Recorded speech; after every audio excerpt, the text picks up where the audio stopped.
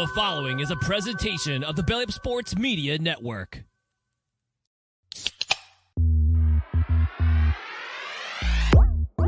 And I'm ready to go crazy because the Celtics are going all the way. Hey, Nick, go handle our light work. Bowl games matter. I would like a cold cut sandwich. Boy, You can call him Eamon Owens because he ain't got no D and he ain't got no J. James Madison.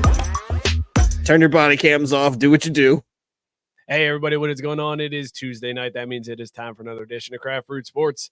I'm Mike. With me, as always, is Scott. Scott, how you feeling tonight, man? I am not well. I am not well. It's not the playoffs did not shape out how you. No, I am not well. So well that I couldn't even bring myself to speak on it last night. I just don't have it in me. I don't want to talk about these playoffs anymore, and yet they're happening. And Mike, we are on the cusp of the officially the worst baseball season of all time, or at least in my lifetime, on record. We're on a collision course for that shit, and I'm done. I'm done. My hopes and dreams are on the backs of fucking Cleveland right now. That's where I'm at. That is not a good place to be putting all the eggs in the Cleveland basket, man. Whew, that's down bad, Scott. That is down bad. Yeah, you deprived all of us of your anger and your tears last night on Backwards K. I was very disappointed. I just don't want to.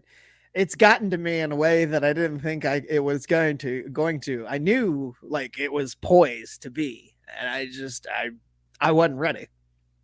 It happened real fast. And here we are. 75% of the remaining field is your my worst nightmare. My worst nightmare, dude. It's just the worst. I do want to talk later. I know you don't want to talk baseball, but I do want to talk later because I want you to end up think about this because there is no correct. Well, I guess the only correct answer is Cleveland over somebody in the World Series. So eliminating that possibility, I want you to end up ranking your choices for World Series. Don't put me on record with this shit. Based on what's left. I'm having to do a lot of talking myself into things and around things, and some of these things, the thoughts that are going through my head, I just do not like. Okay, you know what? We'll do it later. I'm going to give you a sip, chug, drainpour of World Series possibilities, and you have to respect the game. You got to respect the game, Scott. Okay. Mookie is here. Mookie, not on daddy break yet. How you feeling? I really, and thankfully she just left the room because she popped back in. I was like, shit, she can catch me saying that. I'm just trying to send it as much as I can between now and whenever he shows up, because after that, it's done. All done. I watched so much football this weekend, so many games I did not give a shit about. It was like, let's see how many hours we can pack into these 2 days of sports, just because who knows if and when we'll ever get that again. So on one hand, I'm doing well. On the other hand, the end is nigh. You listen, Mookie, you're gonna have time, especially when they're young, when they're still like babies. They don't move, they just cry. You just have to you can hold them and watch TV. So you're good for a while. I'll give some credit to my cousin. Ran into him the other day, and he said that when he had his kid, he learned the Nintendo Switch is the way to go, because you can take the controller apart, and then however you have to hold the baby to make the baby comfortable, you can still play, because it's like, oh, nestled over here, but since your hands are separate, you can actually make it work. So like, I'm excited to see how that goes. This is good advice, but I'd say in regards to what Mike said, you've got about 16 months, my friend. Enjoy it. Yeah.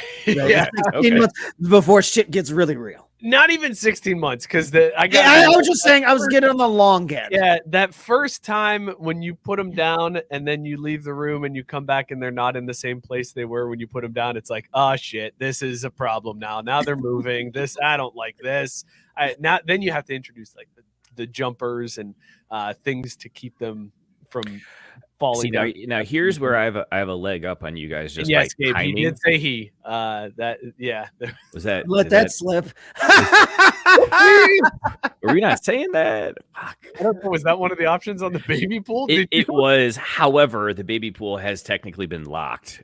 So not like anyone. Wait a second. Hold on. You went Pete Rose on your baby pool by not telling anybody the gender of the baby, but then letting people pick while you also participated in the baby pool and made your bet for a boy? That's some Pete Rose bullshit, Mookie. Well, no, hold on, because I don't actually have skin in the game. There's people in there, like Jenna is not an active participant in the You've got pool. more skin The in money the game for side. now. There's a lot of people in the pool who didn't put money on it. So like there's two Okay. pools in one thing.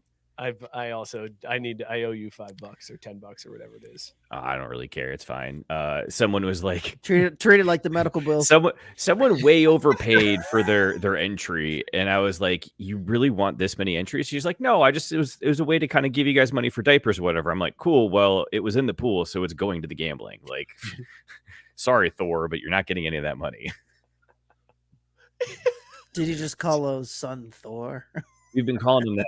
June. Amazing. Thor would be Something. We needed some kind of. I think that should just be it.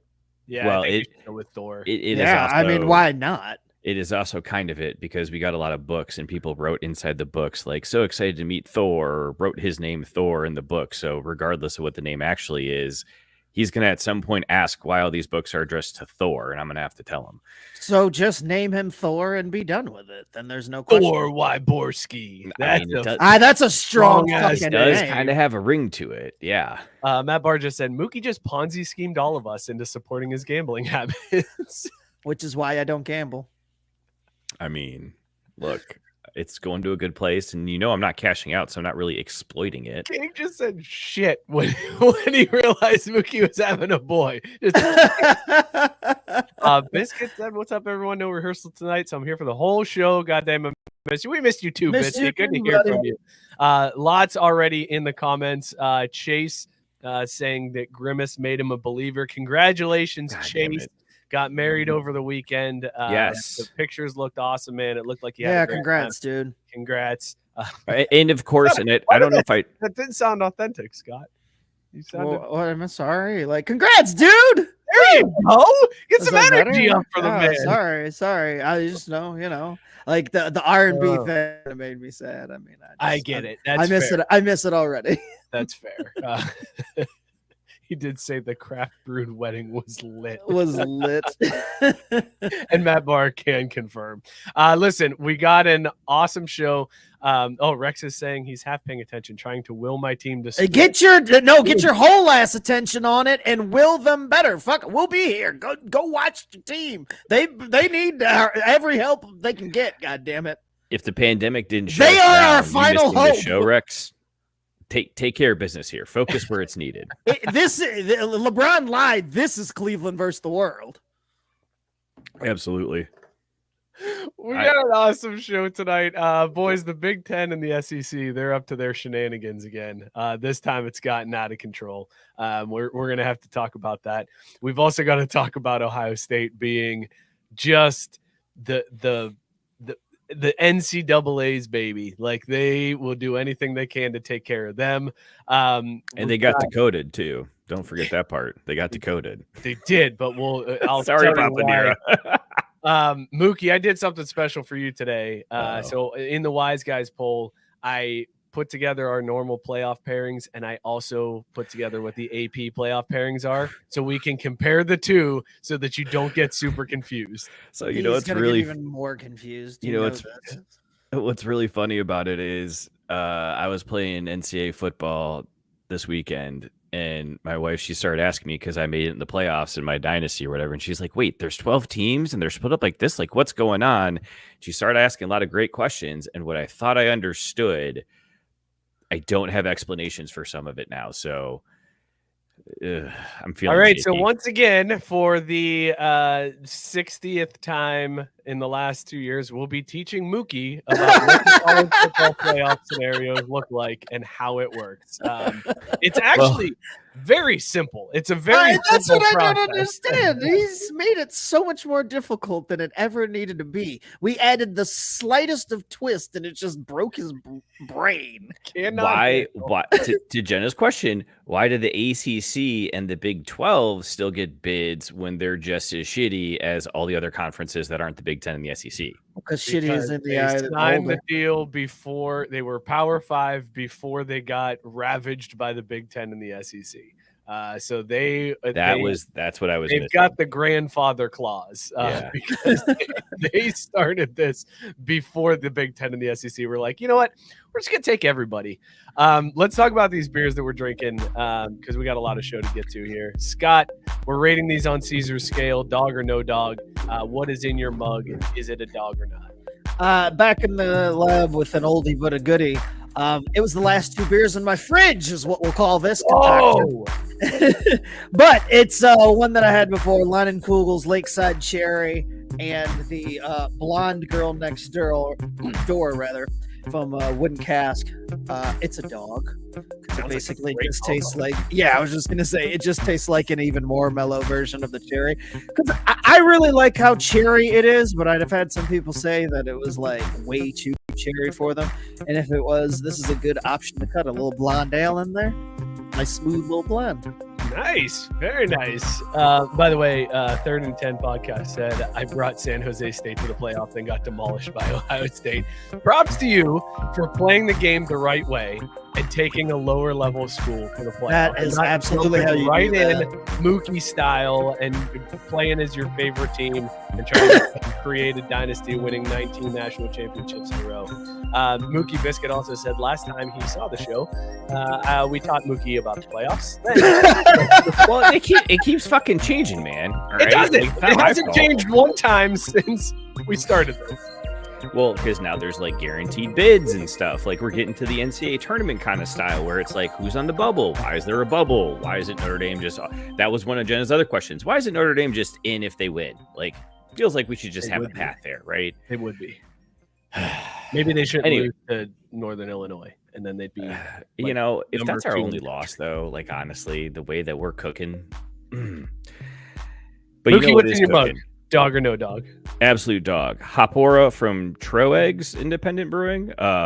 Dude, super solid IPA, really juicy. It is hoppy, citrusy, and what I thought was the funniest one is they suggested as a flavor palette herbal, which it actually is in like a weird way. So super good. Glad I actually have 2 of these. So absolute dog, and I'm probably not going to make it to the 30-minute mark. Also 6.4%, 6.2% ABV. So we got a good time. Very nice. All right, good. Let's check in the comments and see what you guys are drinking. Gabe is drinking the Big O Blood Orange IPA, 7% ABV from Sugar Creek Brewing Company. And shout out to Gabe. During Mookie's ramblings, I Googled what he said about Googling the grandfather clause, and the more you know, Rainbow did indeed fly right over my damn. What did I do? No. Gabe, if you scroll down there to Gabe's comment, it said, "Did you know that the grandfather clause is racist?" Google it after the show, Mike. And I was like, "Wait, what?" Read it, and I'm like, "Huh." I know the history behind that phrase, and sure enough. I hate it's well no but it's like racist I know, but it's unintentional as all hell. Like that's a very innocent like that. I've never heard the backstory with that. So Scott's you're absolved of all sin. Unintentional racism. It's okay. And in fact, actually, and Mike, you got a pass. Did you hear that? On this one, I'll say your grandfather did because we're just now learning of it. So.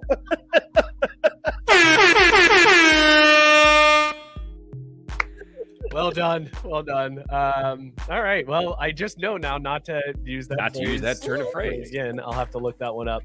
But Gabe said it's 7% ABV, Sugar Creek Brewing Company. It reminds me of the big fat O on the clock for Buckeyes, and it's a dog. Matt Barr is drinking Benny and the Fest from Hardywood here in Richmond, 5.8%.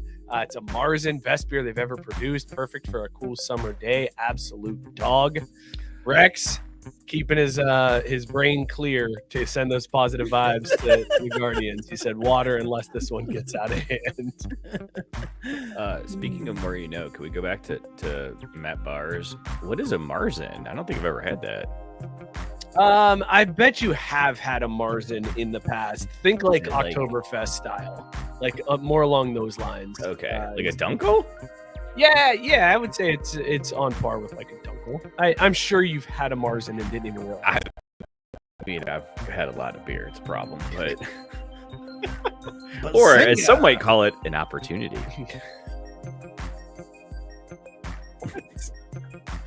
All right, there you go. Biscuit said drinking the Walmart version of cherry Kool-Aid. It is Clifford the Big Red Dog. I get it now. I thought it was Clifford flavor, and I was like, that's weird. Why would you want it to taste like a dog? Okay, all right.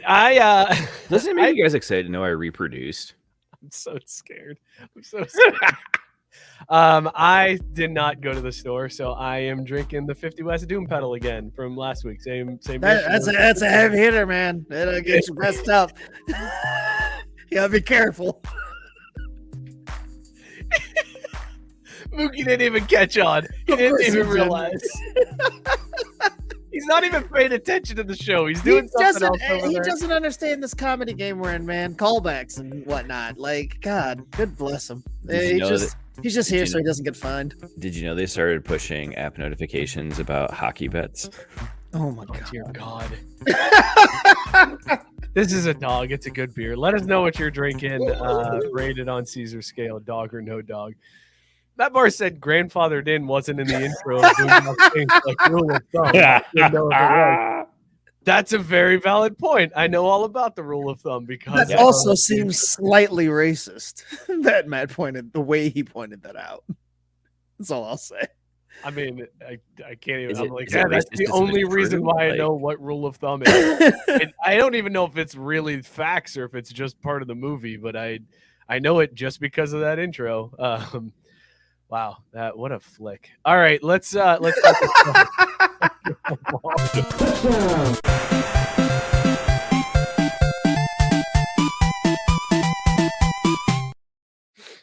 You don't call them flicks? You don't flick? I was just thinking it's just like, yeah, that's a classic. It's like my people's Gone with the Wind. It just resonates with us Irish. Boondock Saints, I tell you. I gotta be honest, it's really not that good of a movie. Like I've seen it twice. I mean, I thought it was fine. It's fine, but I was just gonna say it's not like this.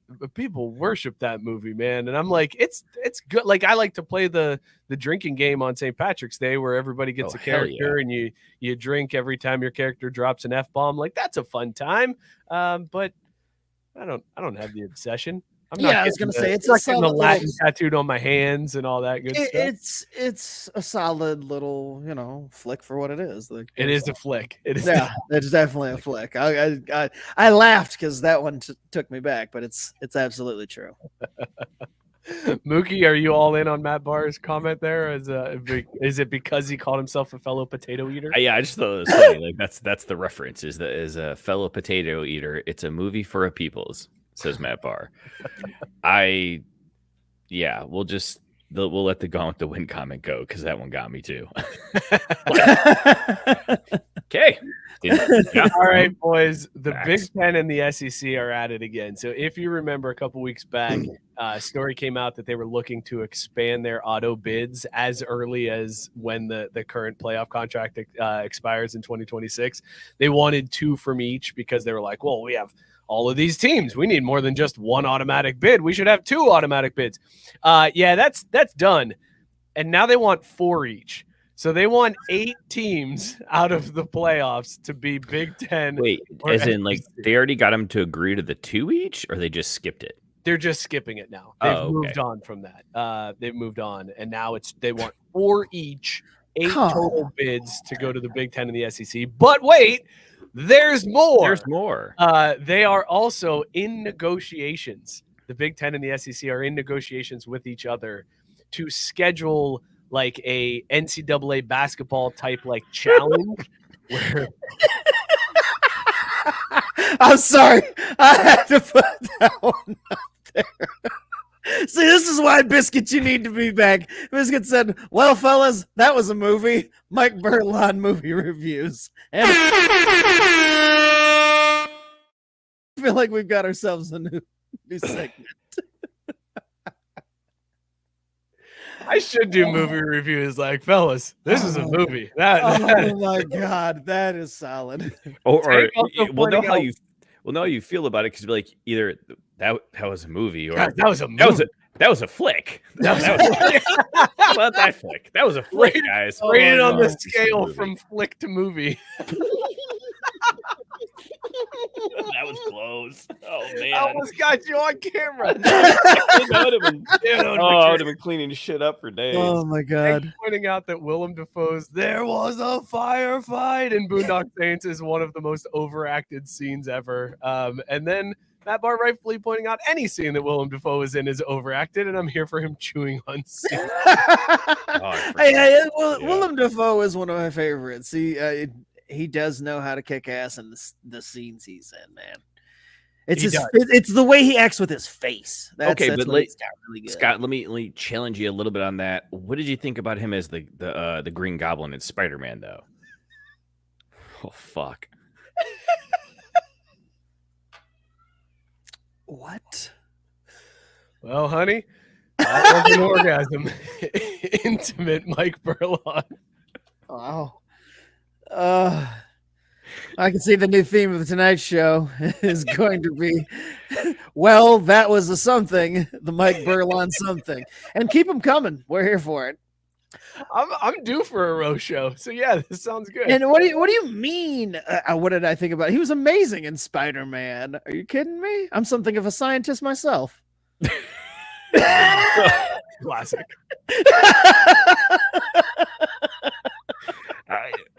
Okay.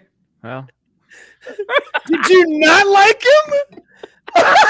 Well, boys, this was a divorce. That's me telling my kids they have to live with mom. Oh my God.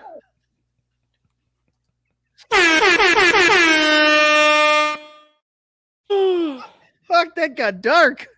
Real quick, real quick too. Oh my God. That dark. It went from movies to orgasms to divorce like that.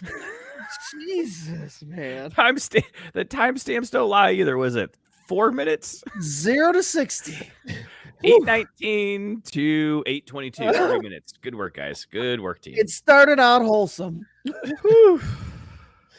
Oh my goodness. Anyways, so the Big Ten and the SEC the won Big 4 Ten and each. SEC trying to get more teams in, but they are trying to start like how like college basketball does like the ACC versus Big Ten challenge, and they line up teams against each other. So the Big Ten and the SEC are doing that. So they are now cutting non-conference games. I wondered if I was gonna get you. I get it ready, Mike. You can read it. Bar said that's usually how it works. Movies, orgasms, divorce. Speaking from experience. And Chase followed that up with big facts, Matt. The guy who just got married.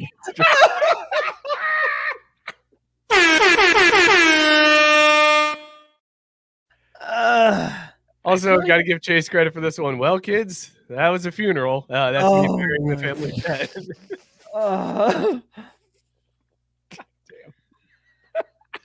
They're blocking out of conference games, fellas. So basically, they are taking spots away from teams being able to schedule them.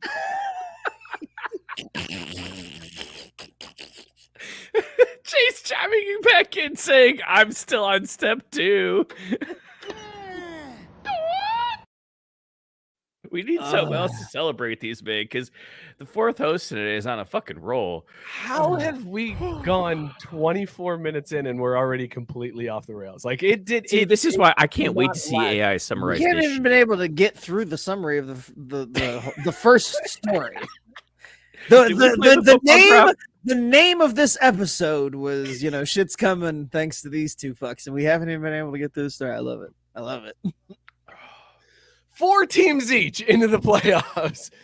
They're now looking at taking a non-conference game and fighting Big Ten versus SEC in a non-conference game throughout the season, which now limits the other teams from being able to schedule Big Ten or SEC teams, because now there's only like 2 games that you could potentially schedule a Big Ten or an SEC team. So eventually they're just going to say, okay, you know what? It's just us. Like, here we go. It's Super League time. Big Ten and SEC combine. We are the tops of college football, and that's it. And I say that because the other part of this that has come out is they are also talking about bundling media rights packages. So the Big Ten and the SEC, who have billion-dollar deals, are now talking about splitting revenue in their future media rights packages. It's coming, fellas. The writing is on the wall. The college Super League it's here. This is happening. It's Big Ten, SEC. If you're not in those conferences, you're left out. Period. It's coming. Like, it will happen sooner rather than later. Well, honey, the pill didn't work. Mike in one of those stupid bathtubs on a tub. God damn. Wait a minute. No. Sorry, Matt. You get this. Boo this man! You broke from the linguistic template.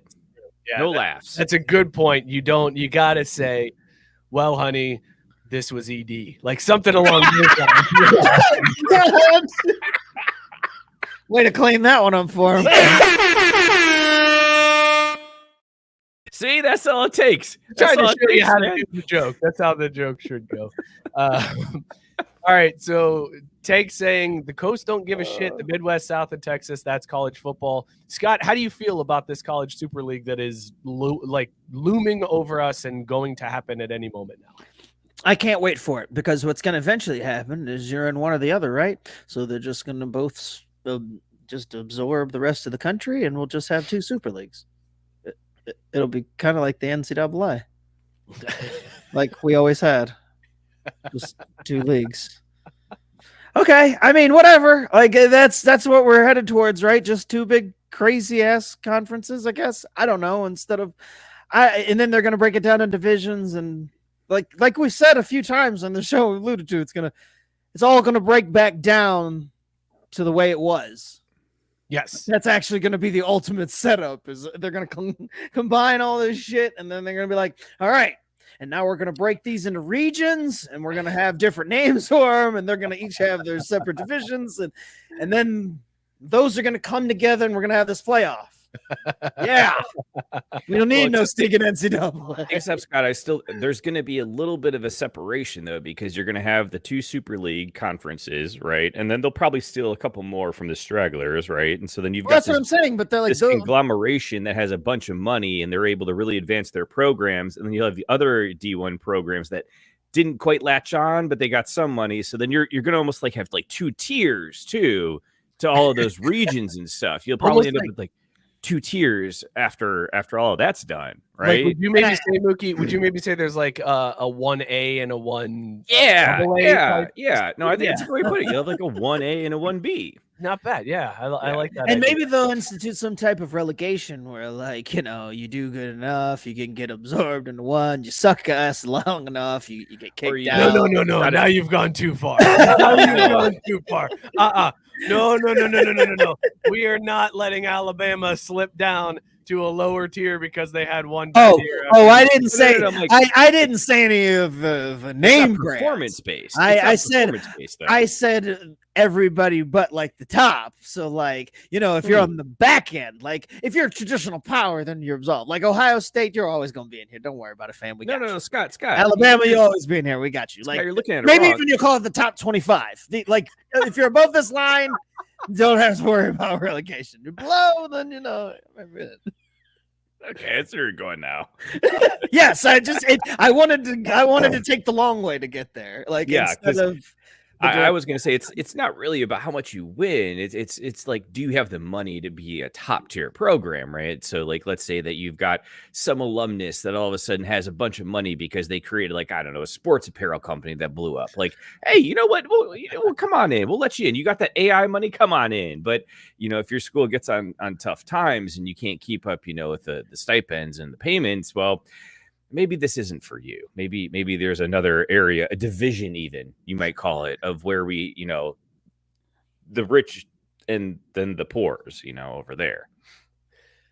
Guys, do we think they get to the point, because like everybody's like, oh, they're going to expand a little more. They're going to expand a little bit more. Do we think there's ever like this notion? Because like you think about the SEC, they would leave out like Florida State, perhaps because they're ACC, and maybe they bring Florida State in, or maybe they kind of turn a blind eye to them. Do you think there's a notion among SEC that's like, well, we got Florida, so let's leave Miami and Florida State out of this completely. Let's block them so that Florida then elevates, because nobody's going to want to go to Miami or Florida State after they're completely out of playoff contention. That you look at South Carolina, and South Carolina's like, we don't want Clemson in because we're going to get elevated being in this Super League, whereas Clemson is going to be stuck out of it.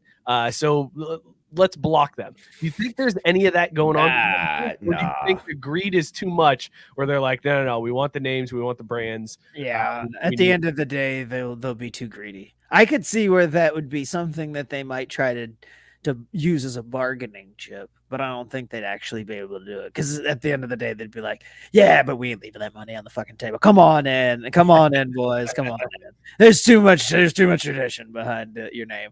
Or even if they made an agreement to not do it, it would only take one of them doing it. Like when you hear about the backdoor dealings in the SEC with Miami or whatever, after the Big Ten's like, oh, we said we wouldn't go after them, we had a deal, and then then the cards fold and they're just scooping up everybody they can again. So I think that's exactly it, Mike. Like that, they're gonna posture and whatever that, but then at some point someone's gonna be like, but Clemson has money, right? Right. Yeah. Shit. Yeah. Yeah, money.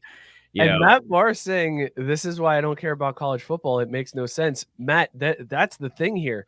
This isn't just college football. This is college athletics. Like when the expansion started, USC didn't just become Big Ten in football. They're Big Ten in everything.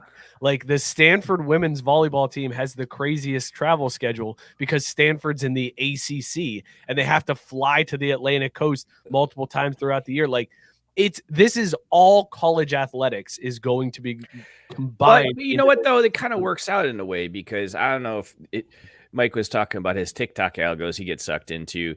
It's actually kind of entertaining to watch. I'm a D1 athlete, and this is what it looks like when I go from USC to Rutgers to play in my track meet or something else like that. I mean, it's fucking brutal, but at the same time, it's comical. Those poor golfers. Right, exactly. About to get on this 18-hour bus ride. Oh, what's that? The bus is 7 hours late because it's just a fucking Greyhound that ran behind schedule? Well, that sucks. And Matt saying the rest of the teams have real playoffs. They aren't dominated by the SEC and big 576 like football is for now. That they're leaving the NCAA. Like that's what's going to happen. They're going to form the Super League, then they're going to leave the NCAA, and those sports won't. Oh, God damn it. Mookie, or would you put that one up, Scott? I did not, because that breaks formula again. Again, yeah, Matt, no. Ooh, no points. I like how you didn't vet it, and then after we called, I vetted it, but like, hold on a second. It's been so long since we got an actual good one, other than Matt's failed attempts. It took me a minute to figure out if it still fit. But still, I mean, Gabe said that he's going to Atlantuca Brewing this weekend, hoping to see fish scales. That's awesome. Also, roll one up with them. Yes, exactly.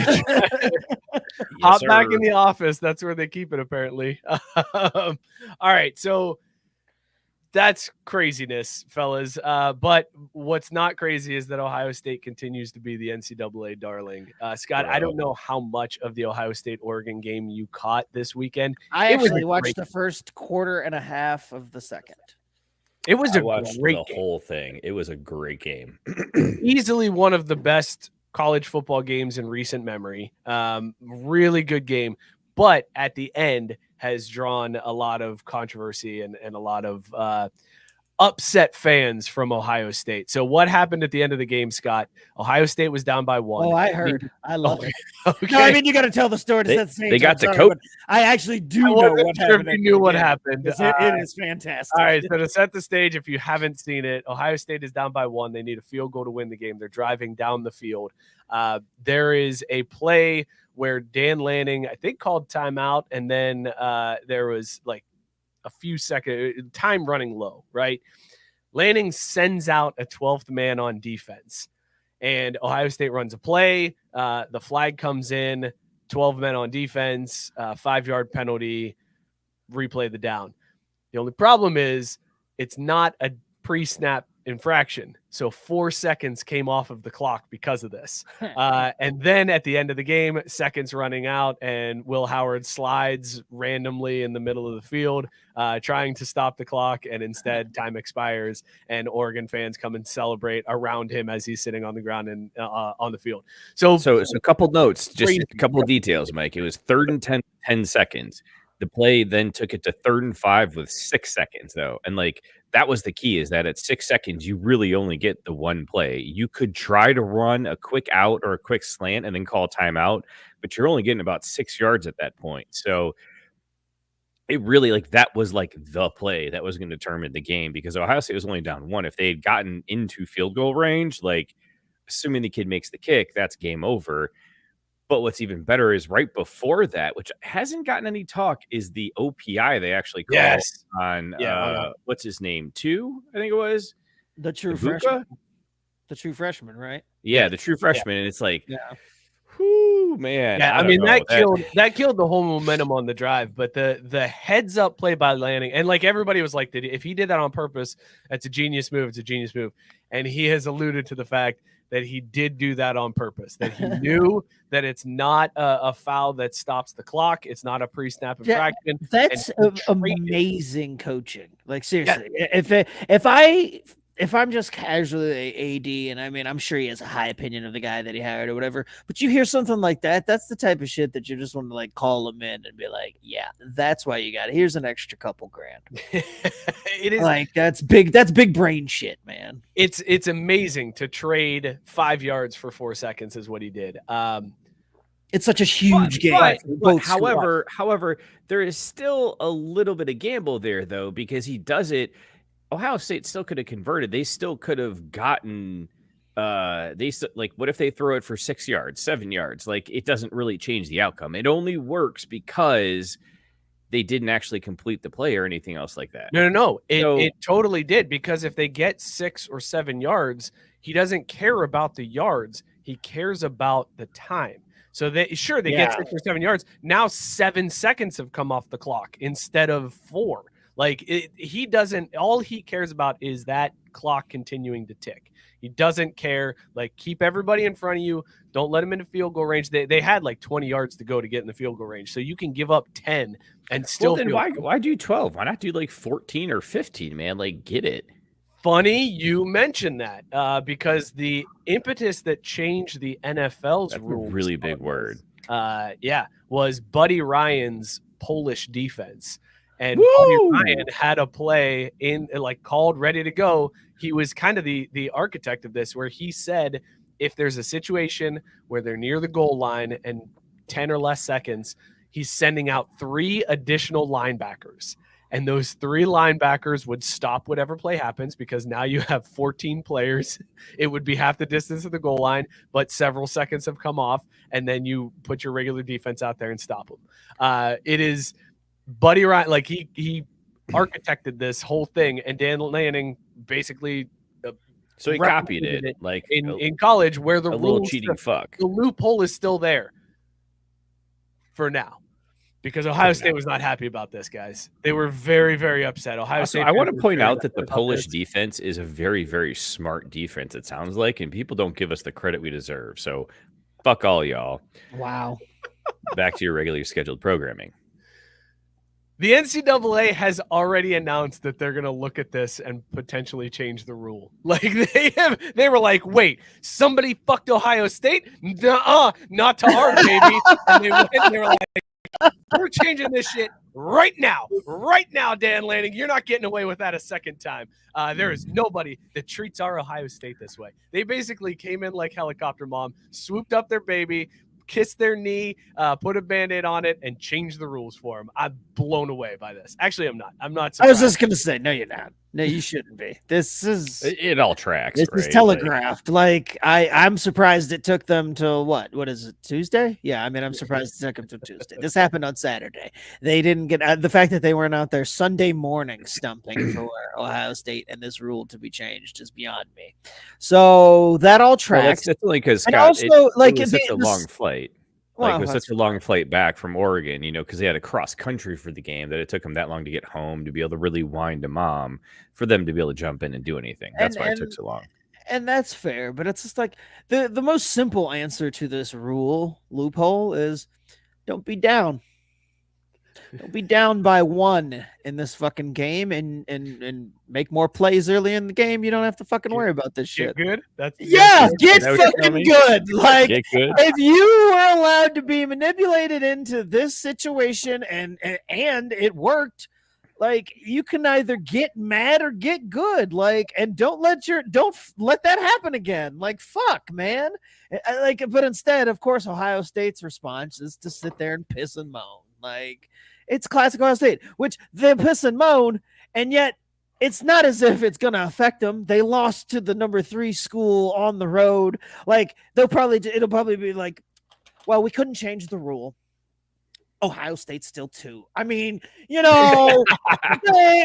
had to deal with a lot. It was a long week. Really long flight. They lost by a point on the road in a hostile environment. They're 2. And it was so late. Okay? It was so late for those East Coast kids. Like, they had to play at a different time than they're used to noon kickoffs. It's just they're 2.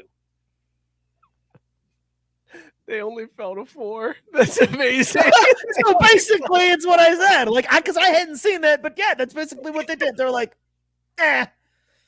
nothing to see here, folks. So it's like they're whining for no reason and dropped Ohio State to 4. Wow. Which is real funny when it's like, the top 4, the final 4, they get the bye weeks. It's like, they're so bad, we'll knock them all the way down to the bottom of these seedings. Penn State's 3, right? Penn State is 3, yes. Oh. Yeah, but they know that Penn State will screw that up, and Ohio State will jump up into that 3rd they spot. Almost screwed it up. So that's really what it is. So they're not worried about it at all. They're like, they Ohio almost State will be back at the top. all over themselves this weekend against USC. It came real close. This is the best part, though, as Gabe points out. Ohio State, 4th in the CFP or AP, whatever, 5th in the Big Ten. 4th in the AP, 5th in the Big Ten, but number 1 in NCAA's heart. No doubt, dude. Like, God, man. I wish they tried. Like, they just don't even care to hide it anymore. They're just like, this is who it is. Alabama, Ohio State, we love them. They make all the money. They make this thing go. We're going to do whatever it takes. Whatever it takes. We don't care. Be mad or get good. Get good. One last college football story for you. We talked about that quarterback from Vanderbilt tweeting out that he was open for NIL deals after they beat Alabama. Well, shockingly, there's controversy around that. So after tweeting that out, a company then tagged him in a tweet with a picture of his face with the phrase, "We turned Vandy," and said, fresh off the press, new t-shirt from Diego, here it is. And he responded and said, "I never signed an agreement for this. Do not buy this merchandise. This is fraudulent." To which the company replied to that tweet and said, "Well, this is awkward because you did enter into an agreement with this. You're getting royalties from this. So this is weird. If you got questions, let us know." Is he drunk? Like, does he not remember signing this deal, or did he sign the deal like a year ago and they just didn't move on it till he actually did something? Here's what happened. Most schools have a collective that all the athletes sign on yeah. to. So rather than companies are like debating and going through everything with each individual player, they negotiate with the collective. The collective says, "Yep, we're like good a to go with that one." union. It's in lieu of a players' union, they have. But this they're not employees, Mike. They can't be in a union, no, so it must be different. It can't be that. So this collective entered into the agreement on behalf of Diego and said, "Yes, he's in here. He's good with that royalty." Blah blah blah. So.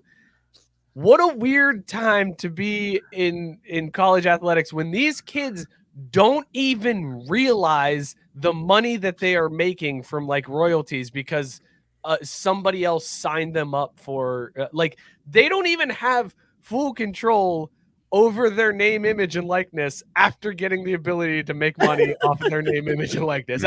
I'm flabbergasted. I guess I didn't look at it that way. I was like, hey, dummy, you're already getting paid. Don't make an issue out of it. Like, no, he didn't get to negotiate how much he was getting paid. He didn't get to do any of that.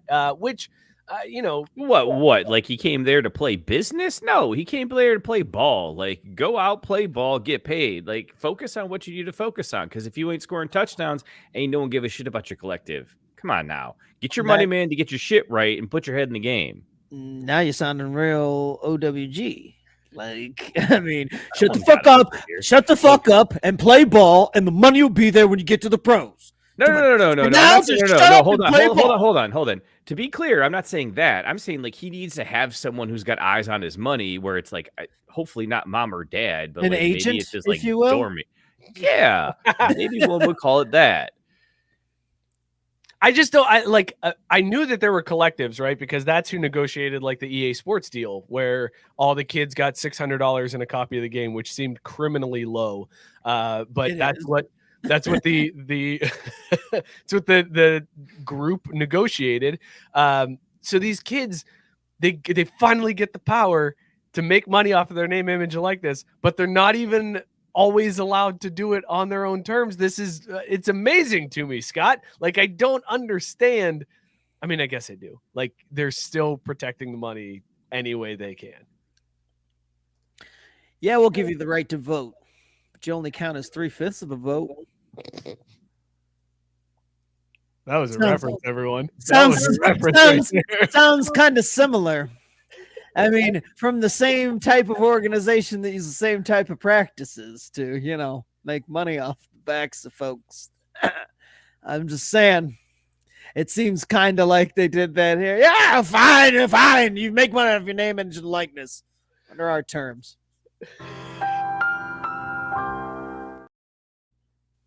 So, not shocked at all. Everything about that checks out. You know who I bet gets to negotiate his own deals? Cooper Manning. Or Arch. Not Cooper, Arch. Yeah, whichever one of those fucks. Who the hell is Cooper? No, that's the doctor. Yeah, that's the doctor. That's the non-athletic one. So wait, what you're saying is you confuse the college quarterback with the grown-ass man doctor and not someone else named Cooper that plays football with Arch Manning? I mean, he has the last name Manning. I just threw the wrong first name in front of it. Are you really trying to go there, Mookie, right now? Let's talk about the Wiseguys top 20. Yeah, let's do that. Yes. We had the comment from, I believe it was Rex earlier, wanting to know where Ohio State sits in the Wiseguys top 10. It was Rex. Good look at my bad. Holy shit, I don't even think that I knew that Arch was his son. I thought Cooper was his fucking uncle for some reason, but I don't know who. Nope. I guess I thought was his father. Nope. I did not fucking Skywalker family this shit out. So this is like, yo, Dad, you were a fucking doctor? Like, Grandpa and fucking uncles over here were NFL quarterbacks and you were a doctor? That's all Jesus. You could do? Yeah. He hurt his knee, man. He could have gone pro. He was better than both of his brothers combined. He could have been a contender. Let's get into the Wiseguys top 10. If you haven't seen this before, this is where we give you the top 10 in college football, but it's based entirely on teams' odds to win the national championship. Has nothing to do with anything else. Number 10, we have Ole Miss at plus 2,800, boys. Lane Kiffin had a rough one, lost to Brian Kelly in Death Valley. Yet they're still at plus 2,800. 2,800, number 10. You know why, Mookie? SEC. Number 9, Miami, Florida, plus 2,200 to win it all. Number 8, Tennessee, plus 2,000. Another one that had a rough. They've been having a little bit of a rough go. Plus 2,000 for Tennessee. Number 7, Clemson, plus 1,800. Bill Sweeney and them boys climbing up the rankings now to plus 1,800. Number 6, Penn State, plus 1,400 after almost losing to USC. They are still in the top 5, 6 here. Number 5, Alabama at plus 900, just outside of that. Alabama. But look at that, less than plus 1,000 odds. They've got better odds than so many other teams, and they lost to Vanderbilt this year. You mean to tell me Notre Dame's in the top 4? Notre Dame, let's see, Mookie, let's check the top 4 here for you. Number 4 in this week's top 10 rankings. Number 4, Oregon. Oh. Big win over Ohio State. Their odds jump to plus 550. That takes them to And 4th Ohio place. State. Number 3, Georgia, plus 500. Ohio State didn't fall in the goddamn. Dude, Notre Dame jumped all the way to 2? And then Vegas Mookie. numbers. Mookie, number 2, Ohio State. plus Unbelievable. 450. Despite losing to What a shame. Oregon, they have better odds to win the championship than Oregon does. I guess Love they it. look at that and they're like, well, if Ohio State and Oregon meet in the Big Ten championship, Ohio State's probably going to win that one because it's neutral site. It's not at Oregon. So they were a point worse, so we'll give Ohio State the edge. Also, Ohio State. And we know the Yeah. now. Also, we Finally- know who's back the NCAA has. Facts. Number 1, coming off the big win in the Red River rivalry. Let's Caesars go, baby. Texas. Horns up. That's 370. Number 1 team on the Wiseguys top 10 this week. Boys. Arch's They team. look good. Cooper's son's team. How do we feel about this top 4, fellas? Other than Ohio State being criminally high. In the I mean, that's really the story of this top 4, isn't it? Like, how stupid is that? You also got to keep in mind, too, though, you go where the money is. So there's still probably a lot of idiots who think they can get value Oh, with Ohio for State right now. sure. So they got that line a lot lower. Yeah. Yeah. Thank you, Matt Barr. Matt Barr caught it, by the way, when I said, folks, that was a reference. Because it was. When Scott said the 3/5, that was I know I couldn't get to the drop fast enough. So I love, boys, that Texas has climbed up. They've got a tough slate ahead of them. They though. do. It doesn't look great for Texas, but I hope that with Ewers coming back, getting a big win over a rival, Figure it they're out in the gonna second make a half. run. It would be nice if they made a little run here.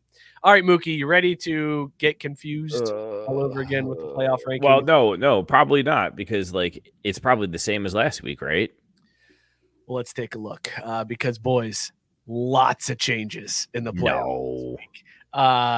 Let's remove that banner there, Joe, so that everybody can see it. Thank you. Appreciate you.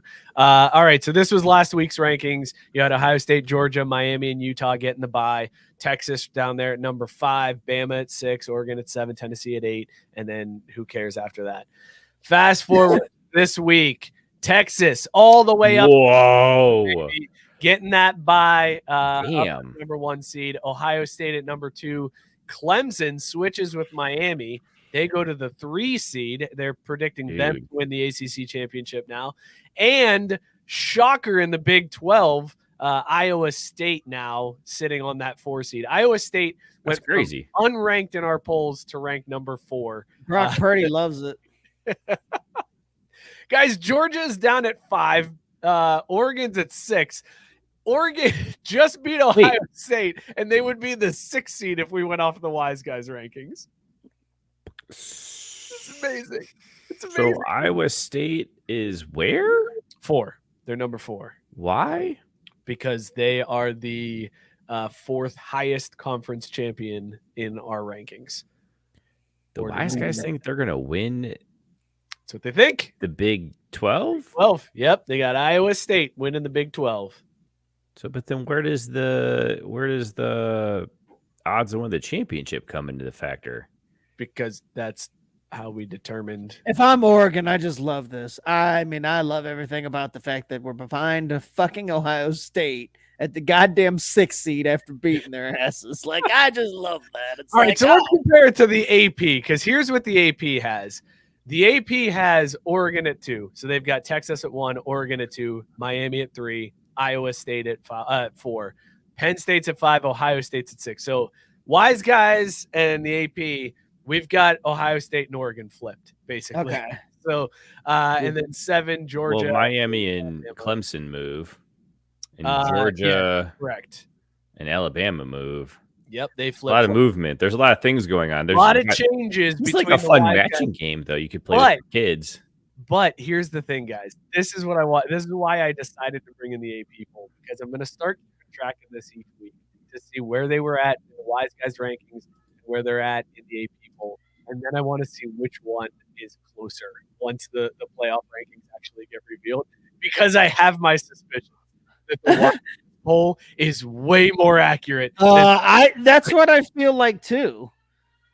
Like that's why looking at it, I'm just like, wait a minute, like this is how they think it's all gonna end up just based on the money. But I'm like, that's probably really close to what it does end up being.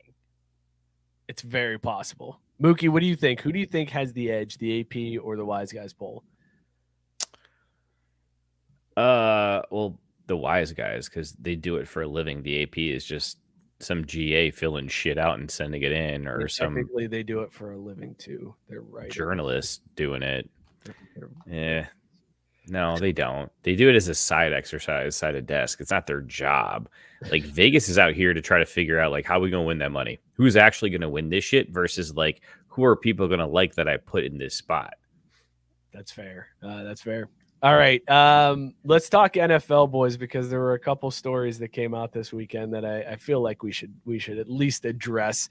Who saw Nick Sirianni being a crazy psycho at the end of that Eagles-Browns game? Did you see that one, Scott? I did. What a fucking psychopath. I mean, he like Philly fans. I was just going to say Philly fans are talking about how they don't, they want to get him out of there. And I'm like, why? He's one of y'all. Like, he's perfectly you. Who else could coach and act as dipshitty as he could, just like y'all do? If you didn't see what happened, Nick Sirianni, they had a tough game against the Browns. Barely eked out a victory over the team that has not scored 20 points at all this season. The team who, after trading away Amari Cooper, now the only player on the roster that has more than one touchdown is the backup safety. The team that Wait, what? That's a tweet that I saw. I didn't fact check it. I don't know if it's Sounds like chip it. I'm looking at like their offensive output, and I'm like, no, this probably checks out. Supposedly, the only person on the roster to score more than one touchdown is the backup safety. That's awesome. Just drop that. Like 2 pick sixes. Football. I don't know if it was 2 pick sixes. That could have been. Did he have like a punt return? Who knows? Yeah. Who knows what's happened? A fumble recovery in the end zone? I don't know. But either way, it's embarrassing. Like, let's be honest. It's fucking embarrassing that the only that's your roster. And this is after you spent the most money of all time signing your fucking rapist quarterback. I mean, there's 52 other men in that roster that could score a touchdown, and none of them have. Gabe said facts. I read the internet correctly. I read a headline, and that was all I needed to read, and I was correct in my facts there. But Sirianni, if you missed it, Sirianni has this tough game, ekes out a win over the Browns, and then immediately turns around and starts screaming at fans that were heckling him throughout the game. Mookie, what would you do if your coach did that? Like, how would you feel about that? I mean, at least he's got some fight in him. Right? Like, you don't want a guy that's just going to sit there and take it at the same time. Like, you really should probably be focused on other stuff. So, I don't know, man. Does it help him win? Like, that's really all I care about. If him blowing off some steam like that's going to get us more dubs, then great. But honestly, at this point, I think the writing's on the wall in Philadelphia. I mean, the fact that Saquon basically didn't even show up, didn't even need to get off the bus. And I don't know how you put all that money or put that strategy in the offense and you don't use one of your biggest weapons. Like, it's time to cut your losses, man. I hope that the Philly front office is looking for the next head coach now, because Sirianni ain't going to last 3 more weeks. Supposedly, that's what the fans were jawing him about, was like the first play from scrimmage, they get a run for 5 yards, and then they go like incomplete pass, punt. And the fans started yelling at him to run the fucking ball. And Sirianni gave him a turned around and told him to calm down, and we got this. And then at the end of the game, he supposedly turned around and yelled at the fans, "See, I told you I fucking would run the ball. I fucking told you." Whether or not that really happened, I don't know. That was it sounds accurate. It does. I mean, dude seems unhinged, and like I said, I don't know why they're looking to get rid of him though. Like, it's a city full of unhinged sports fan fucks. We called this when he was hired. Do you remember when he was like making guys play rock, paper, scissors in the draft interviews? Because like he wanted how pissed off they got if they like how competitive they were. This guy's a weirdo, man. He's a weirdo, and now he's yelling at fans. And the thing that rubbed me the wrong way was, you do that, you know you're going to get asked about it, right? So what do you do for the press conference? You bring your kids with you. Just human meat shields out in front of the media. Like, I mean, that's awesome. Can't ask me about this. The kids are here. That's awesome, Mookie. That's a pro move right there. Like, that's a pro move. Well done. Again, you got to play with the cards you're dealt, and then sometimes you make a bad read, so you got to figure out a way to get out of it. So you get a card from the bottom of the deck, baby. Exactly. Right? Worst case scenario, you flip over the table, because then it's like, you know what? Got a redeal. Oh my god, a redeal. All right. Did you guys the big news, the big trades today that happened? I love when news happens before the show instead of after. Davante, he's back. Well, boys, this is a distraction. That's me bringing the kids to a press conference. I like that one. That's a good one. So big trades today. Davante Adams on the move, heading to New York, reuniting with Aaron Rodgers. Boo! Right. And the Bills trading for Amari Cooper for basically nothing. And the Browns threw in like a 6th round pick too. I don't understand what is happening in Cleveland.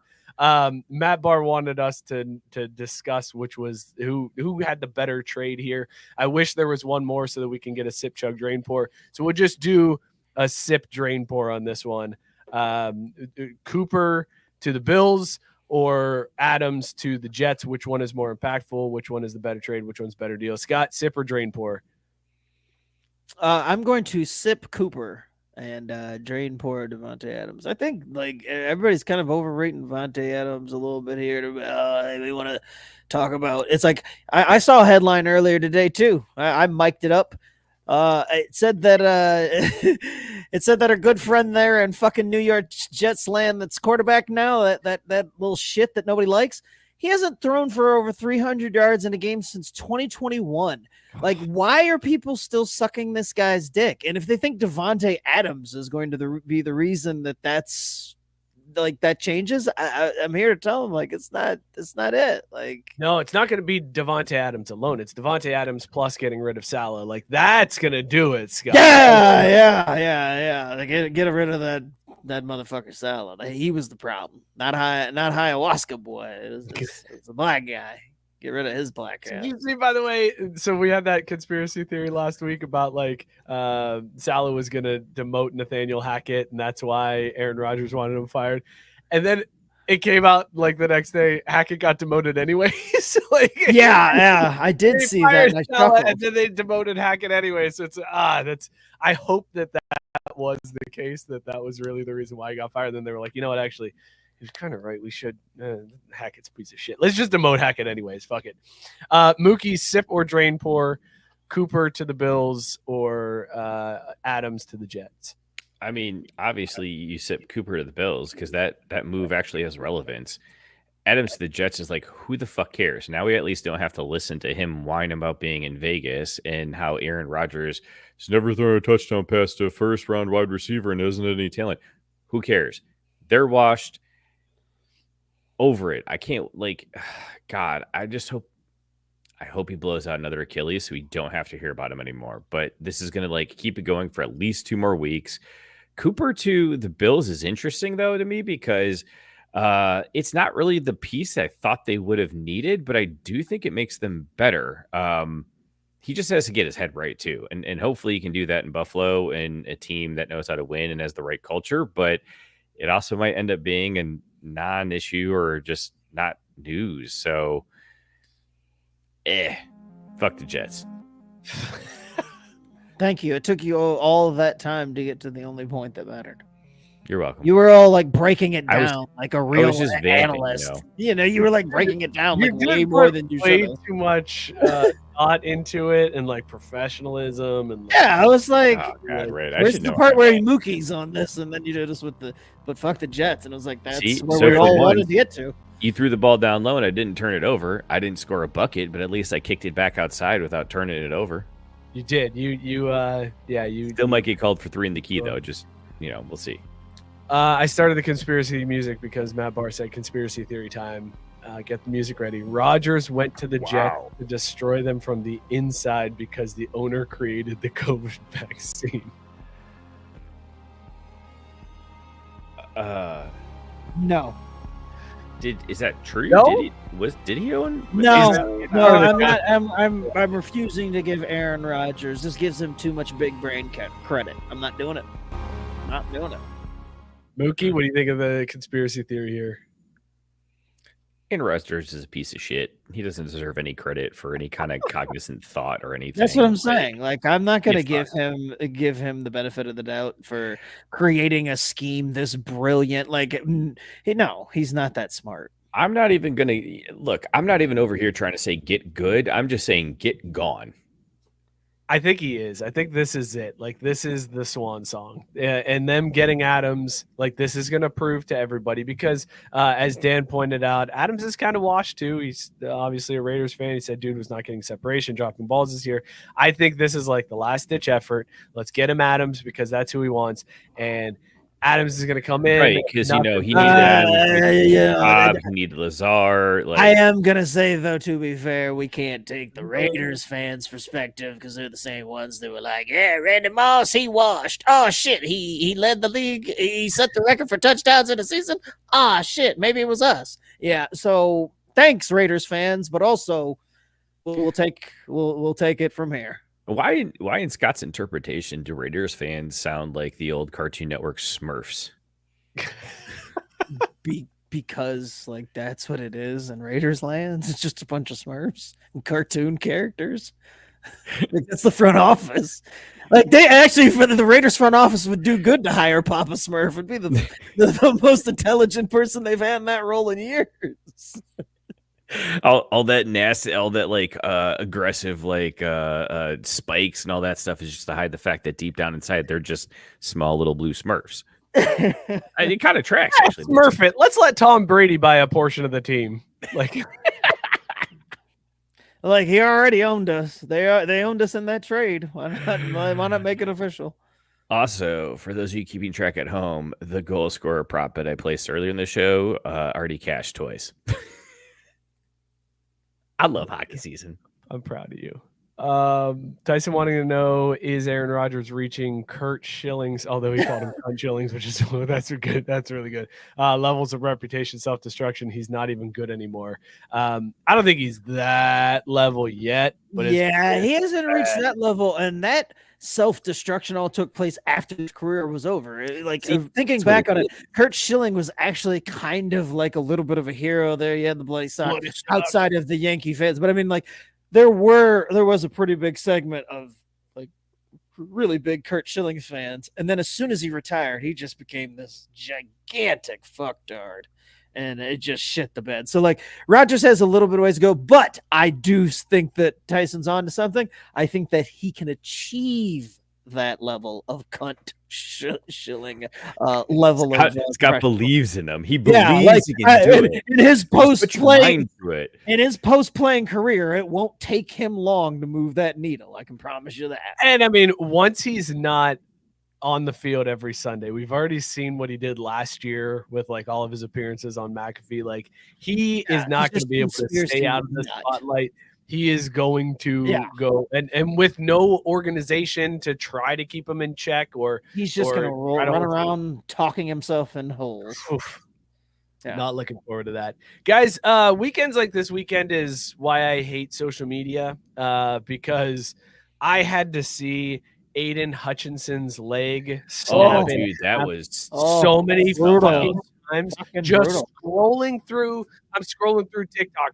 Whack! There's his leg wrapped around something. God damn it! I go over to Twitter. There's a video. Whack! There's his leg wrapped around something. I'm like, can we stop posting this video over and over again? I don't want to see that. That was disgusting. That was gross. And Dan Campbell said he might be back this year. I don't know how that happened. What? Yeah. Shut the fuck up. My God. So what was that? That was the 4:00 game, right? The Cowboys Lions was the 4:00 game. Yes. So I was watching that and obviously saw that happen. And later on, we were watching the Sunday night game, and Jenna's like, "What happened with him? How's he doing?" And they saw the ticker come across. I was like, "Well, they just said they took him directly into surgery, so probably not doing great, but hopefully he's gonna, like, as a human being, be okay." And Dan Campbell's like, he's gonna be back this year. Is he? He probably is drunk. I swear, Dan Campbell is his own mix of cocktail. It's not bath salts, but like something like it, but not nearly as that guy's crazy, but it's working. So that's the conundrum I had earlier that I'm going to force into the show now because I need your guys' advice. So here's our fantasy football minute. I picked up Jared Goff this last weekend because Patty Mahomes was on a bye. Now I have both Patrick Mahomes and Jared Goff as starting quarterbacks on my team. Football minute, I'm taking at least. Do I go ahead and try to flip one of them to get returned back in the running back field, or do I hold on to both of them? Because I feel like Goff is hot right now, but Mahomes is riding.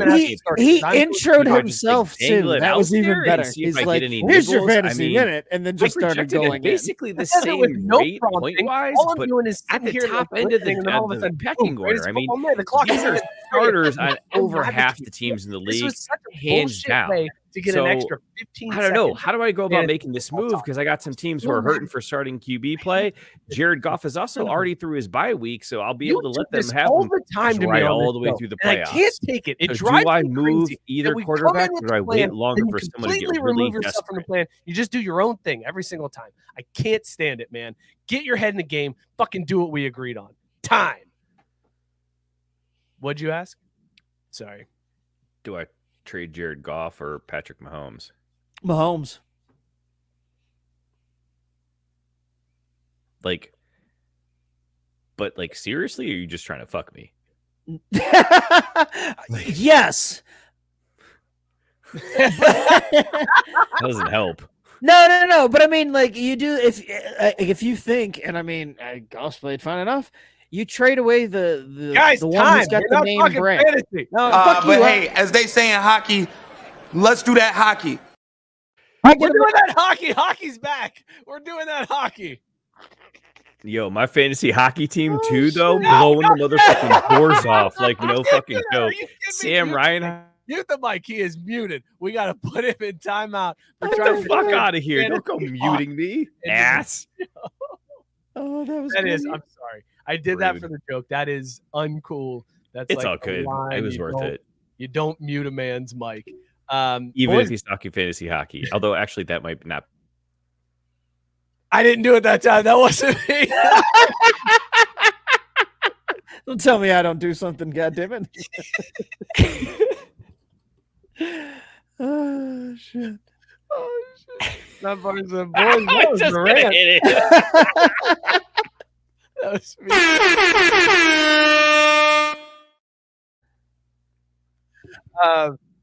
The Utah Hockey Club is now great. They are a team that is here playing. They're doing that hockey. They are doing that hockey, Scott. How about that week they had? They won their inaugural game. Brr, brr, brr, brr.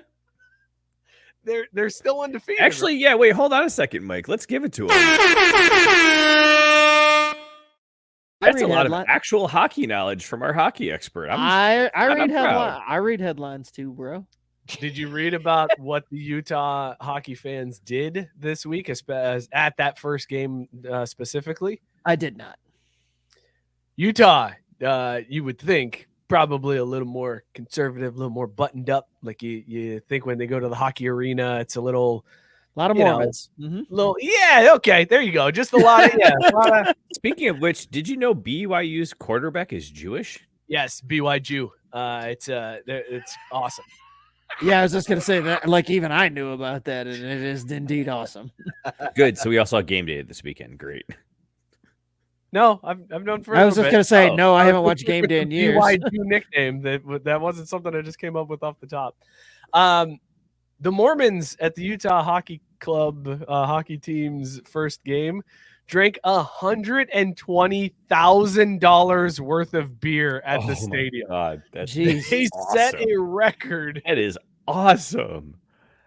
Here's the kicker. It was probably like a 20,000 seat arena too. It's not much. Like it really Yeah. isn't. I mean, it's where the Jazz play. Like it's not a huge arena, not enough to be getting, $120,000 worth of beer. Scott, would you have put if I told you, hey, there's a hockey team where the fans are going to drink? I don't think that's true anymore, Matt Barr. Yes, right. I think Utah beer is not capped at 2 anymore. It now you just, if it's over 6.5, I think you have to buy it at a liquor store. But anything under 6.5 you can buy at the grocery store or in an arena. So the Delta Center, this was a record for the Delta Center. But Scott, if I told you there was going to be a hockey team at the game, the fans of that team would drink $120,000 worth of beer during the game, where would Utah even fall on the list? Like, how many other teams would you name before you got to Utah? In hockey or in sports in general? In hockey. Hockey specifically. It'd be very low. We're doing that hockey. Well, yeah, I know, but I'm just saying. Like you throw it out there in general in sports, and Utah as a sports city, I would put very low as a place likely to have any of their teams drinking that much beer at any fucking event. So it goes for hockey, and it definitely goes for all of sports. Like it would take me forever to get to Utah. Who do I think the number one drinking? Yeah, who are we going as our? Can we get a top 3, like the top 3 drinking hockey franchises that we think of? Boston. I was gonna say I'd have to put Chicago. Boston up there, right? Rangers. There you go, the Rangers. That's a good choice. Do you go Islanders then too, just because? Proximity? Possibly. I would think maybe the Maple Leafs fans, because they don't ever win shit. Game correct. Vegas has to be up here. Yeah, a lot of out of towners drinking nonstop. All right, so we're going with then Boston, the Rangers, Chicago. and Vegas as our top 3. Vegas has to be over Chicago, right? Whoa. No. Nashville. No. Tyson with a Nashville nominee. Ooh, Nashville's good, but dude, I hate the Blackhawks, but I'll stand for them on this. Their fans go hard, and it's a lot of fun. So you're advocating that that Chicago has to be in this top 3. It's got to be Boston, Chicago, and then other. I don't even know if you could. Can you put Boston up there with the likes of Vegas and Smashville? Yeah, I mean, we're talking to hockey fans. Like again, like Vegas isn't as concentrated with their hockey fans. Nashville, that's a tough one. I've never been to a hockey game in Nashville, so I can't say for certain. But I feel like, again, in Nashville, there's just like other stuff to do. So you're going to get a more, you're not going to have as many heavy drinkers there because you're going to end up with some casual fans that are there just to watch a sporting event. They throw catfish on the ice in Nashville. Like, you can't tell me those people aren't hammered. There's no. It only takes one drunk idiot to throw a catfish. Come on now. But now I will say with the Nashville Titans, backing you up here, Scott, saying, "Oh yeah, Canadians can drink." I forgot about Canada. So we. Well, that's why I said Toronto. Yeah, Scott threw out Toronto between the losing and being Canadian. I was gonna say, yeah, Toronto sucks too. So there's. I think we come up with a solid top 3 that's agreed upon here. I don't think it's possible. But point being, we have named all of these teams. Nowhere did we think Utah would be listed. Yeah. No. I wouldn't have guessed any of those teams would have drank $120,000 worth of beer in a single game, but here we are. Scott, now that the season's underway, you're the expert. Predictions for the upcoming season? No. I have none. I know that Colorado is back to being not great, so there's that. You know who the odds-on favorite is to win the cup, right? You saw that this week. Well, shit. It better not be a Canadian team. Edmonton. Edmonton is the favorite to win the cup, according to the wise guys. Well, fark that shit. Those wise guys don't know shit. What's the AP all the way. Yeah, Edmonton. I didn't look at the numbers, but I saw that Edmonton was the favorite to go and win, which is very disrespectful to Florida, who just won it. But I guess they feel like Edmonton could be the team that gets back to the cup and wins it this time. Mookie, who you feeling this year? Who's your futures bet? Not Edmonton, because they're Edmonton, like they're gonna choke. Florida is still nasty. Boston's gonna be good again too, which sucks. I don't know. It's open. I think this may be the Stars year too, because you're right. Colorado's down. You're not seeing a lot else coming out of California when you talk about the West Coast teams. The Kraken might put a little bit of a pressure, but honestly, if I'm going to call it, I'm going to call Stars Bruins in the final. All right, so you're picking the Stars and the Bruins. The Stars are currently plus 1,100, third best odds to win it all, and the Bruins plus 1,800. They're behind Nashville, Vancouver, Vegas, Carolina, Colorado, the Rangers, Maple Leafs, Devils, Stars, Panthers, Oilers. So you got a long shot there making it with the Bruins. A little bit apparently. There's a lot of teams up there that, again, though, I think that's Vegas playing the money as opposed to them actually being good. But, there's a lot of hockey left. A lot of hockey left to play here. It's not even. I say this every year, but I'm going to follow the hockey a little bit more this year. I'm going to watch the hockey. I'm going to do that hockey this year. How long do I last? What's the over-under, Scott? 0. They've played a lot of teams have played just around 4 or 5 games. You'll not make it to 10. I haven't made it to 4 or 5. I was going to say, he's already done, Scott. Have you not figured that part out yet? No, I know, but that's what I'm saying. Those he can't make it to those. He can't rewatch them. I mean, I suppose he could, but I'm just saying within the next 2 weeks, he's out. I haven't been paying attention because I've been watching some baseball. Okay, so let's talk baseball. Here's the pitch. Oh, shit. Guys, where are the Rays going to play next year? Did you see? Yeah. After Milton came through, the roof got ripped off of the Trop. It's shredded completely. They said it will not be repaired by opening day. There's a chance that the cost is going to be too great that they won't even be able to replace it. But there's no drainage on the field because it's a dome. So they're not used to, they don't have any drainage in place to make this field be able to survive rain. Where are the Rays going to go? Are they about to move? Is this the impetus to them moving? That's another big word for you, Mookie. Oakland. That actually would be hilarious if they were like, we hear there's a city available. They've already got a ball field with Montreal, right? They're always saying well, we'll just split time between Tampa Bay and Montreal. So we'll do half a season there, half a season here. Is this finally the time that the thing that pushes them all the way back to Canada? I mean, they could buy a lot more with, the American dollar in Canada, and who wants to be in Florida if they have another option, right? Scott, where do the Rays end up playing baseball next year? I don't know. It's a very, I mean, I don't know where is equipped. I guess they find some sort of alternate facility, like when Toronto during COVID when they played in Buffalo. And I guess like what the A's are doing, they just find some stadium that's close enough that can hold a decent amount and do what they can. But I'd be more concerned for the long term. Like the other one not supposed to be done. Their new stadium not supposed to be done until 2028. That's 4 years. I don't know if you could just be vagabonds for 4 fucking years. And sure, you can. Ask Oakland.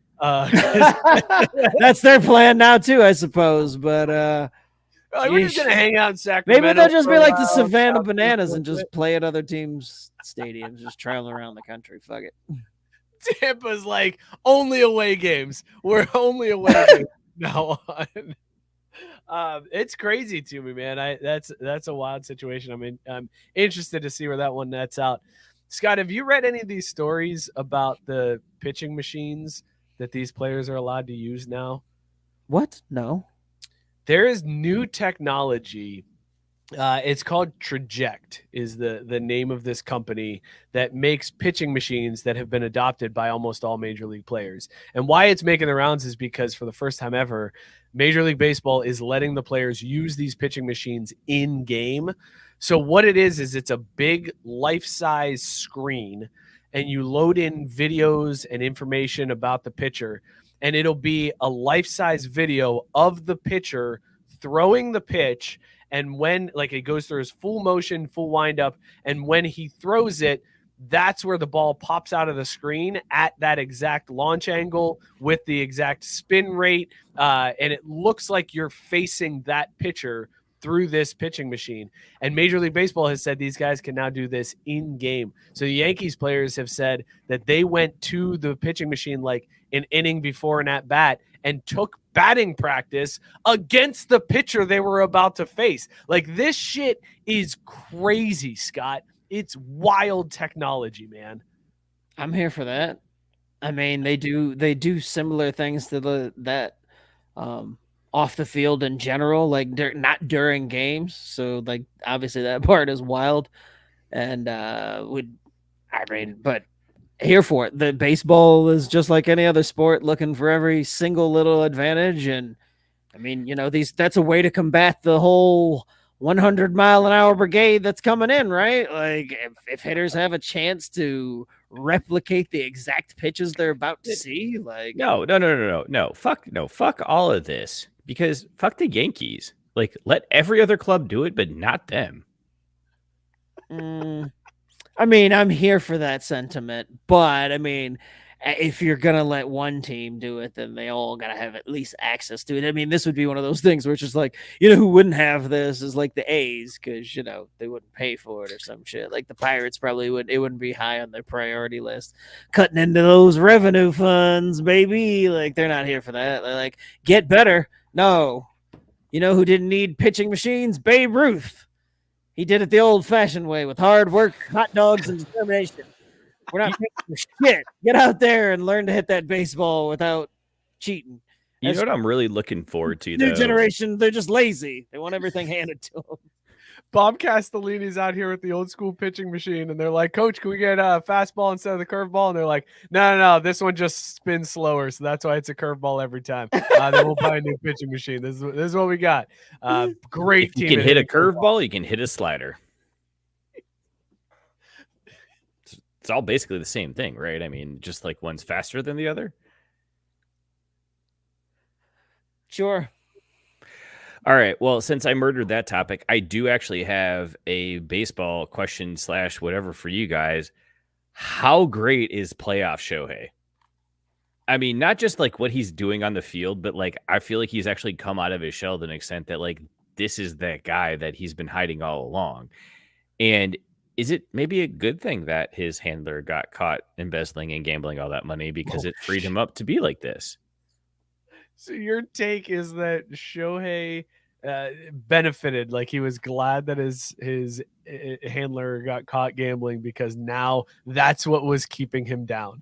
That's what was making him the baseball robot, not letting him show personality, was because his friend was an addict.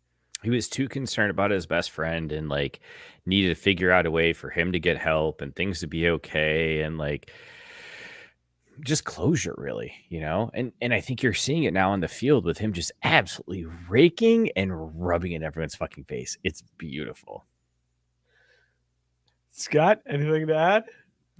I guess we're just going to ignore the part where he went 50-50 in the regular season, huh? Like he's just coming out of his shell now, just realizing all that potential. No, was he bat flipping in the regular season though? Like was he? Yeah. Yeah. Oh, well, I didn't watch any of that. Like welcome to Shohei. I remember my first time watching Shohei.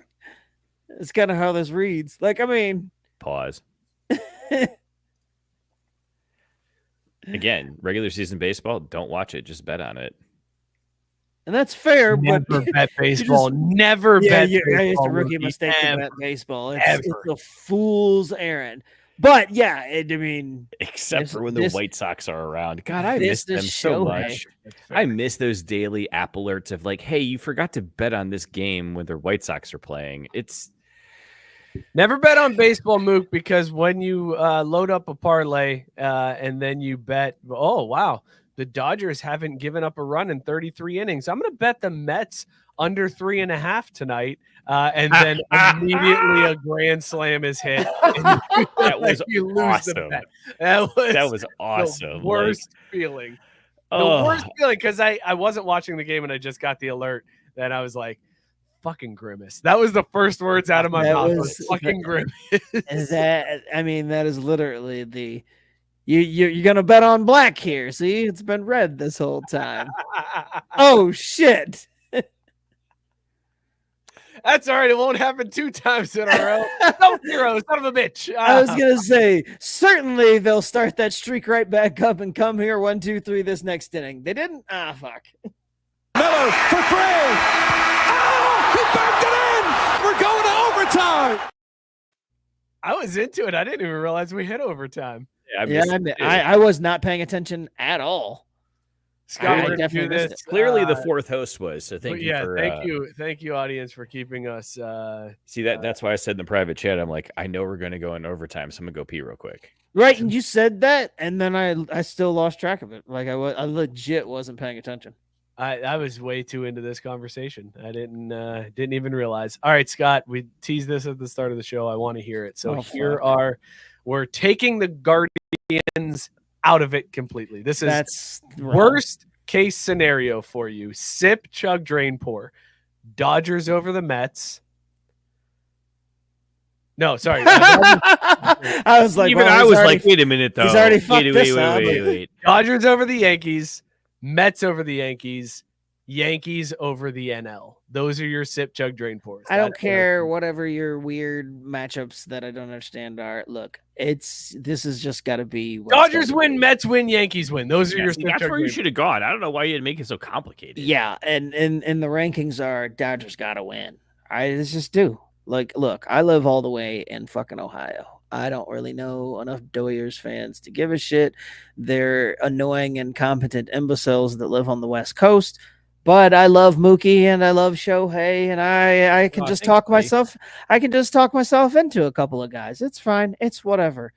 But I refuse under any circumstance to talk myself or live in a world where either one of those New York team wins. And here's the thing. I'm gonna respect. No. Listen, I'm gonna respect your fucking game. And to answer your goddamn question, chug them, chug them, chug them, chug them, chug them, chug them Mets. Chug them Mets. This is one of those times I wish we could zoom in on Scott's camera. Like, this needs to be a close up here.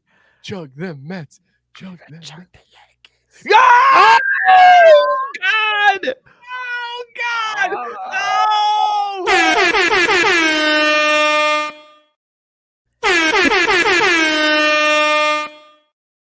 No! Don't talk. Sell out. Mookie. 1, 2, 3, 4. And all the drops. That was. I don't know much about your show or what's going on. Hold this L real quick. Hold it. Just hold it for me. God bless you. Go Irish.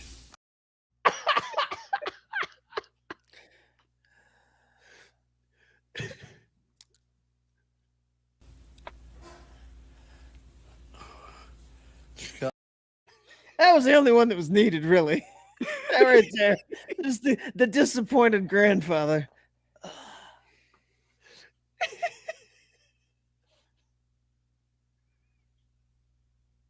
He said he'd chug the Yankees, y'all. He's chugging the Yankees.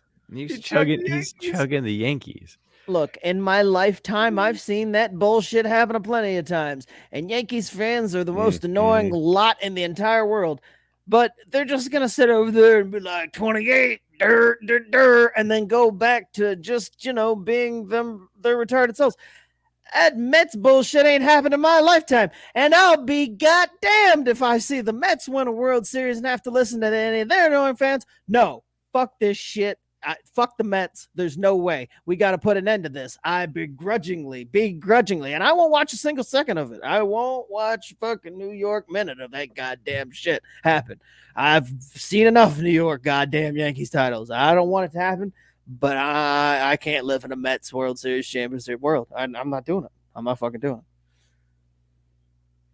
Rex. They're still, and that's the thing. They're still 1B. They're still 1B. I still hate the Yankees more. I don't care. I don't give a shit what you say. I still hate the Yankees more. But, gotta do. Sometimes this is just what it gotta be. We gotta talk ourselves into things. The enemy of my enemy is my friend. I am shocked. And Rex, the reason why I left Cleveland off is because that was the automatic choice for pretty much. Oh yeah, hands down. Yeah, Cleveland needs to win this, like somehow, some way. Like, yeah, so don't be betrayed. Don't feel sad. That was intentional because it would have made the game too easy. Tyson said, "Sip the Mets, chug the Dodgers, fuck the Yankees." Matt Barr saying, "Boys, that's a chug." Mike talking about that. But look, here's where Matt Barr went through it because he thought you chugged the Mets, and then was hit with the shock of the wait, what? I was laughing too hard. This is bullshit.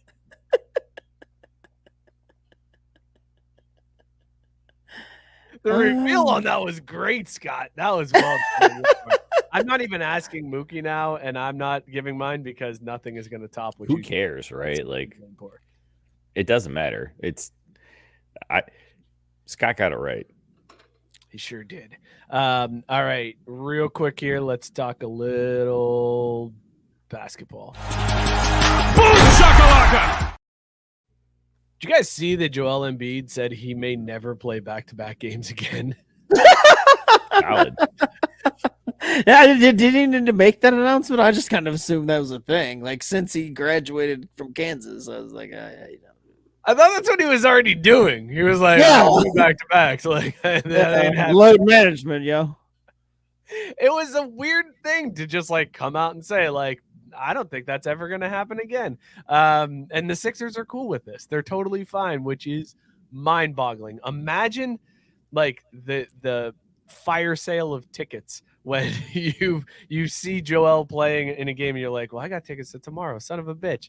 I guess I'll just go ahead and sell these. Let's see what I can get on StubHub for it. Because it's not even gonna be that, Mike. It's gonna be this ticket sales of any second Sixers game period are gonna be flat. Like, no one's gonna buy any ticket to a back-to-back to begin with, let alone if Joel plays in the first one or not.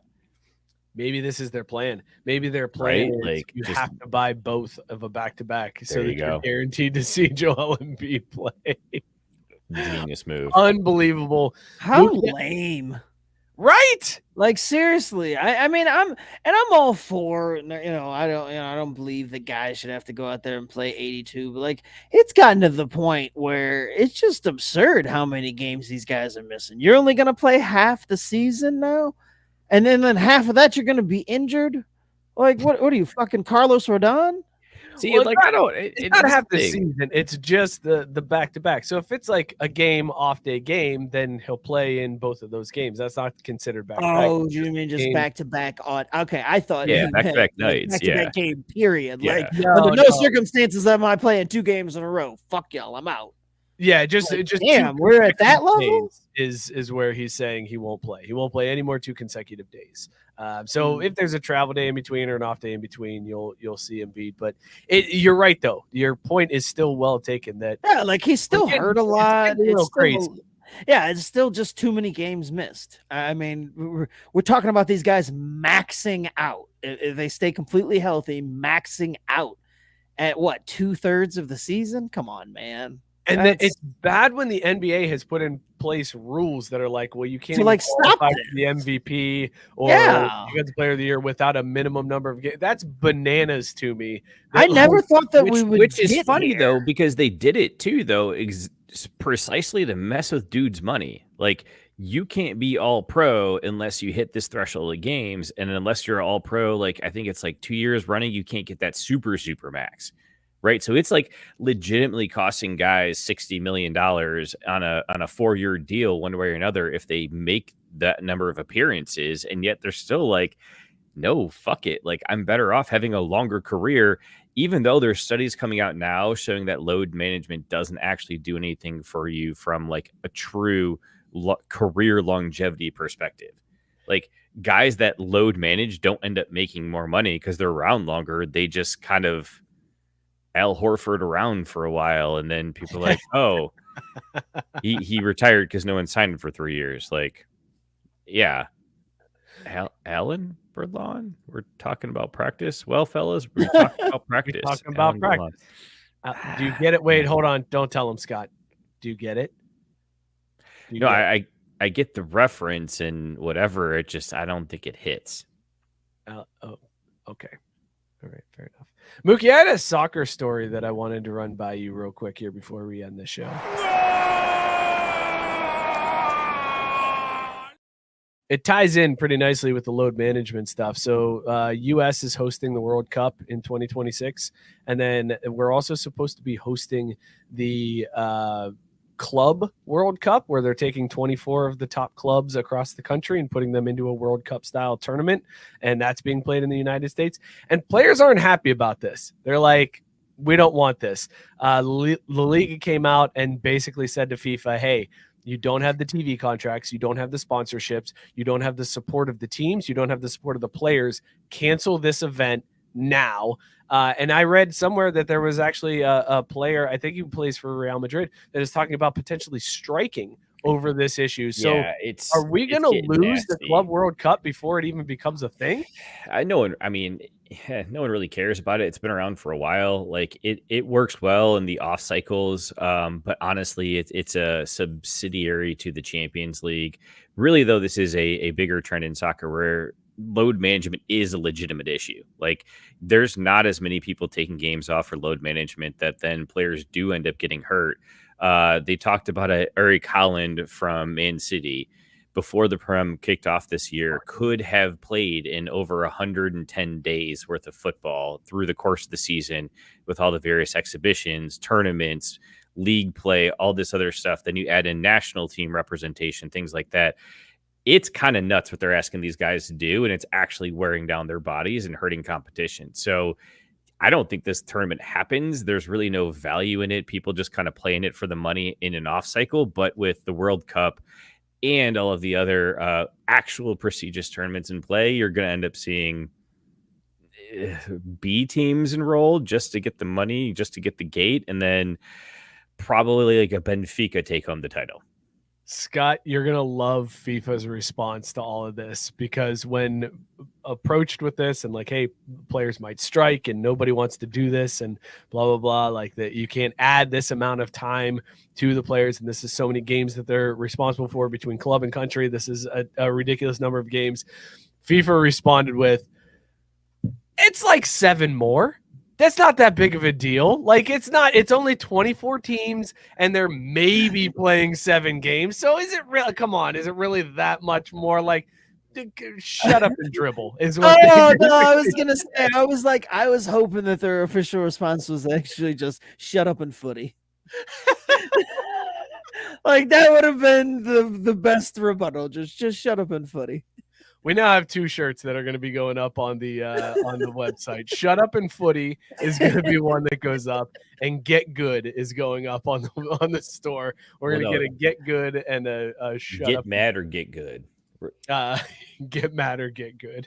Get Good is that's the OG. That's the original. That's the flagship. That's the brand, right? But we're going to have a couple of different prints and whatnot of it. Oh, look at Mookie offering Making more work for you. Thank you, Mook. I don't have anything else. Hold on. going I'm not here. gonna, Mike. I would never put this on your shoulder when I can just use AI to do it. So don't worry, we're good. Good deal. All I right, was like, why is the old outro music playing? Where do we? It's because I clicked. I went to hit the song for the beers, and then I hit the wrong button, and then I tried to quickly stop it before it made any noise, and then it kept playing even though I hit pause. Scott, what were you drinking? Dog or no dog? I was drinking Wooden Cask Brewing Company's Girl Next Door Blonde Ale and Leinenkugel's Lakeside Cherry combined in the same glass, and it was so dog. It took me back to summer. It's the temperatures dropped a lot. I don't like it. It's getting dark too early.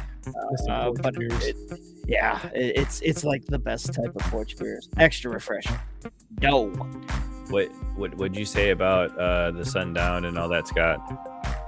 But it's happening too early. Yeah, damn. All right. Well, I thought I could force a race card in there, but I was too slow. Yeah. I was drinking Trajekt Independent Brewing Hot Pora IPA. This thing was amazing. Always snow bunnies, baby. Always snow bunnies, Gabe. But the snow bunnies are like stout. It's always snow bunny season. Shit, I hate that I can't disagree with that because if I do, then. Anyways, this beer was such a dog. I actually slowed down and enjoyed it. Made it last 45 whole minutes for the two of them tonight. Yeah, so Hot Pora IPA, an absolute dog. Mookie with the first time he's lasted 45 minutes in anything. I was drinking 50 West Doom Pedal. Again, still a dog. Good beer. Very good beer. Yeah. So, yeah. This was a show. This was this was a show. Man, shout out to the comment section tonight. Good Lord. Did you guys bring it? Thank you all for tuning in. I appreciate it. Scott appreciates it. Mookie appreciates it. People listening to this later will appreciate it because you carried us tonight. Guys, this has been a government psyop. Speak behind the curtain. Tank with the walk-off. The first ever as the outro music is playing air horn. Be sure to subscribe to the YouTube channel. Tell a friend to subscribe. Help us out. Let's grow some numbers. 15 away from 275. So let's get those 15 real soon here. So share out the show. Tell a friend to watch it. Tell them to subscribe. Hit that bell so that you know when we got new content coming up. When Back to the Day goes live, when we go live. Do all that good stuff. Be sure to follow us at Crafty Sports. We're on Twitter, Instagram, TikTok. We're on all of those, so go hit us up there. Join the Facebook group. It's the comment section come to life. The show between the show. The only reason to keep Facebook. So go do that. We will see you all next week, everybody. Cheers. We're out. Cleveland! Let this be for us, please. You'll never walk alone. Horns up.